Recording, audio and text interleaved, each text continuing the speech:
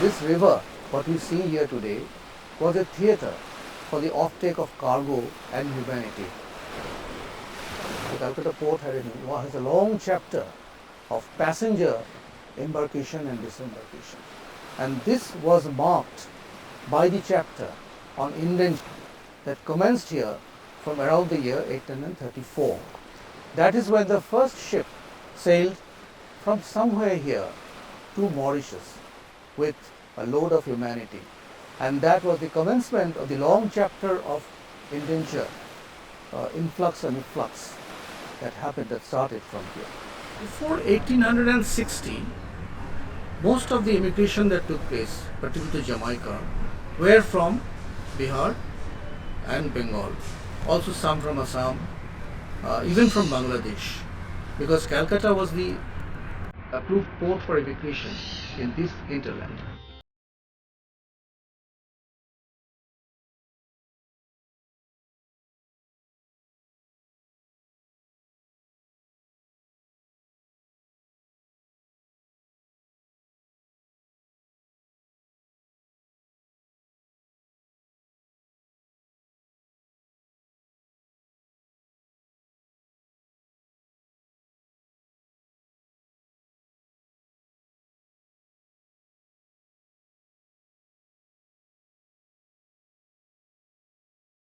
In the 1800s, India enjoyed several natural advantages.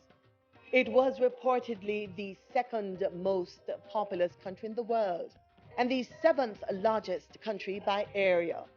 British occupation translated into broad economic and infrastructural development for the country. Yet this advancement was not alloyed with general equity for the masses. Discontent waxed. It was uncertain times for many who called India home. The search was on for ways to provide a better future for themselves. Seeking opportunities, many were enticed with promises of wealth and a better life. They left various towns and villages in northern India for the coast of Calcutta, filled with undying hope of success in what was touted as the Promised Land. In 1845, the SS Blundell set sail for the over 9,000 miles or over 15,000 kilometers long journey from India to the Caribbean. It arrived on 9th May 1845. So the first shipment came with 261 people who landed in Jamaica. Although they left, 271 started from India, but 10 died in between. And when they came, they were sent to Ware, Clarendon, and some to Westmoreland. With indentureship came hard taskmasters and working conditions. There were two work options open to the Indian indentured laborers on the sugar plantation. They could do a 9-hour workday or task work. In fact, children as young as 5 years old were expected to work alongside their parents. The Indian indentured laborers were reportedly given one suit of clothing, agricultural tools, and cooking utensils. Their living conditions were poor. Multiple individuals or families were housed in each barrack, consisting of maximum 4 rooms. When it's cold on the seas and where they were, they would push themselves into one big crocus bag that they used to load the things in, and that's what they would sleep in, right? And she used to tell us that. But later on, they got very innovative, and what they did was to take the guinea grass and put it in the crocus bag and now make a mattress. A total of 36,412 numbers which came to Jamaica between 1845 to 1915. The religious beliefs and observances practiced by the indentured laborers that came to Jamaica were frowned on by the recruiting authorities. There are records indicating that regulations were in place that limited Indian religious and cultural practices. 90% were Hindus and 10% Muslims, and 3 individuals were Christians. They knew that there is one God, but we can pray them in different forms. So they would, in Diwali, it was goddess of wealth. In other festival like Basant Panchami, it was goddess of knowledge. And for Shiv, there were Trinity, Vishnu, Mahesh, and Brahma. Brahma was the creator, Vishnu was the protector, and Shiv was the regenerating because people will die and we believe in reincarnation. So people knew about it and they would do the same practice. That at Shiv there was a festival, they will dance and that is where the ganja was involved. They would take ganja and because Shiv was supposed to be taking ganja.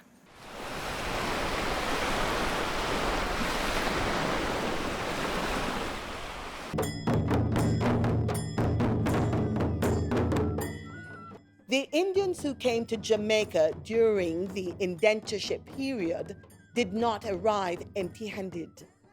They brought with them thousands of years of deeply ingrained religious and cultural practices.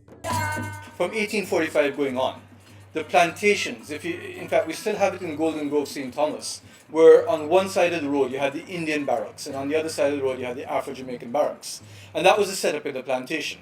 And what the Indians used to do is at night they would congregate in circles, where the elders would be in the center and they would be espousing Indian scriptures, they'd be singing, they'd be chanting, there'd be a lot of cultural activities, dancing, etc. The other Indian indentured laborers would be around them, and the youngsters likewise in that mix. And what people from that era describe is that outside of that ring, where a lot of Afro-Jamaicans would be looking in, hearing as to what was happening. This is a Jamaican village scene, sometimes in 1890s, turn of the century. Picture obviously from the Institute of Jamaica. This is a reprint. But the important thing here is a typical sort of set of indentured laborers. But if you look at the person in the backdrop there, what you'll see is somebody who has locks. And this would be a holy man in the plantation who is sporting his locks. And the story about this is that these used to be called jatabis, or jata. Jata means locks. And the early Rastas used to call their locks as zatabi. And it was one of the direct links of the Indian influence on Rastafari. But the wearing of locks by holy men is common even now in India, and was very much part of the indentured labor village culture at that time. The colonial plantocracy reportedly moved to whitewash Indian culture. One way in which this manifested was the anglicizing of Indian names. According to the planter class, this was necessary as they found traditional Indian names difficult to pronounce. The colonials did not recognize Indian marriages as legal, and children born of such unions were deemed illegitimate. Food has long been a major intersection point for cultures to meet. The spices used and methods of preparation by the Indian indentured laborers sparked a culinary revolution on the island. This cultural infusion won the stomachs and senses of those exposed to it. Soon, there was a smorgasbord of dishes made with vegetables, natural spices including cumin, ginger, turmeric, and authentic Indian curry. Curry coat, chicken curry, or roti, all these things, I think it's a huge influence on Jamaican society. I don't know which one is Indian food, which one is Jamaican food now. I think it just jerk chicken stands out. Otherwise, all other things seem to be completely, fused. The local flora would also be buoyed by the arrival of the Indians. They introduced several plants and trees in Jamaica, including mango, tamarind, and jackfruit.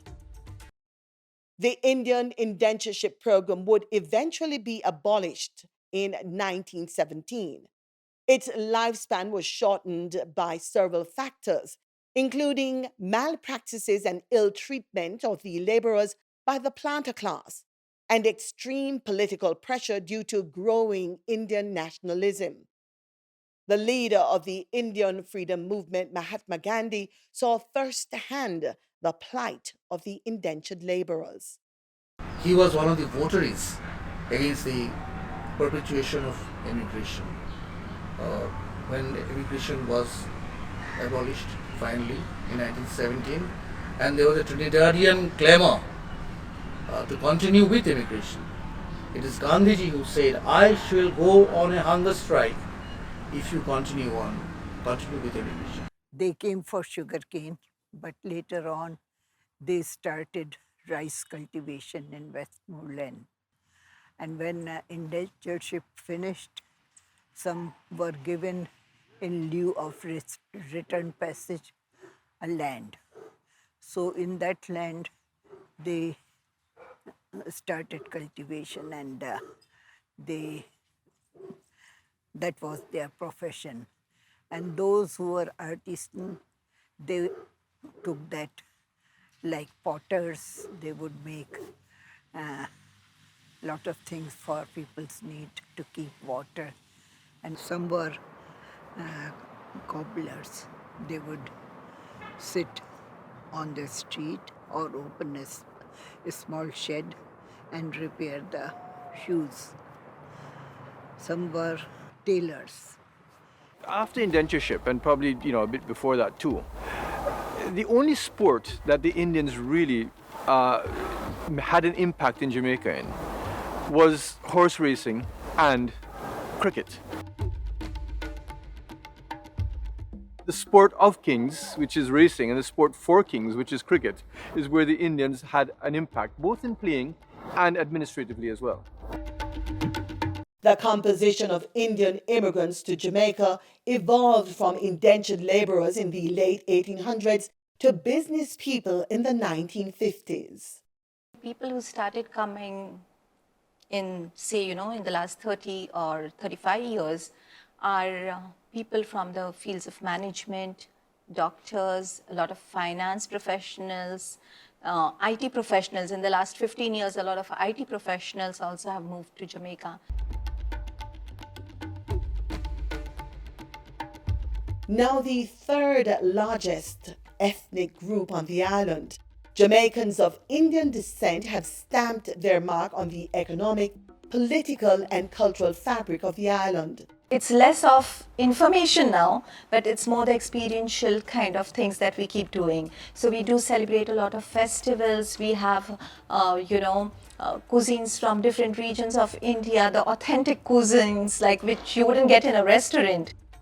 They have improved the quality of health care while simultaneously reducing the cost. The inbound industry started by the Indians from India. The jewelry industry was one of the pioneer industry that the Indians started here in Jamaica. Barbering is something that Indians used to dominate many years ago. Indian-run small to medium-sized businesses are crucial to Jamaica's economy. Their presence is also felt at the highest echelons in facilitating economic growth, international trade, and tourism through Jamaica's Civil Aviation Authority. Small island nation like ours, as are many in the Caribbean, aviation is a significant driver of economic activity. Beyond the world of business, the Indian influence is evident in other areas of the Jamaican society. To succeed both socially and economically, there is a need to develop a common culture and values. Jamaicans of Indian descent and origin are facilitating this success through education. They are among the highest ranking academic staff at universities across Jamaica, helping to shape the minds and values of generations to come. They've also made significant contributions in the fields of security and environmental awareness. They are increasingly visible in the arts, as journalists and politicians. The collective medley of talent permeates from the grassroots to as high as the office of the Prime Minister of Jamaica. Education, I think, is the solution to all our big problems, whether it's poverty, crime and violence, lack of economic growth. Solution lies in education. So I'm very passionate about trying to fix our education system and get more Jamaican children the type of education that I received. The second one is the environment. Environment and climate change is probably the defining challenge of our generation.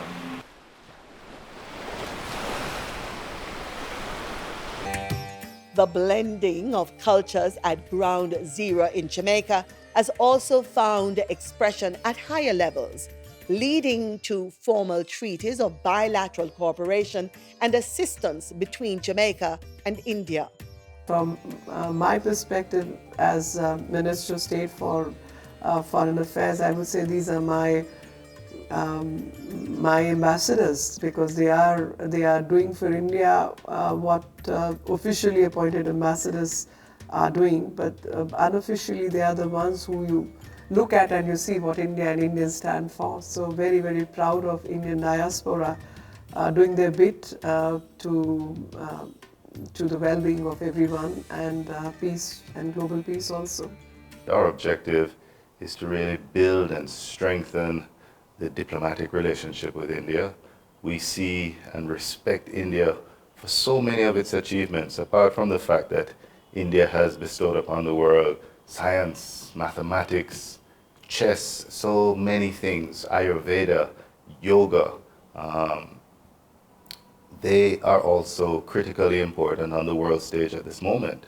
India has emerged as a leader in the fight for resilience. The tapestry of Jamaica is not complete without the threads of Indian influence woven into the quilt of its history. From the humble arrival of indentured workers would emerge future generations of leaders, influencers, shapers, and molders of a nation yet to be born. Those pioneering souls of courage and purpose live on today. In laying hold of Jamaica, they never let go of India. They opted to be a living bridge between divergent cultures, forging bonds that run deeper than the oceans and seas that separate both lands.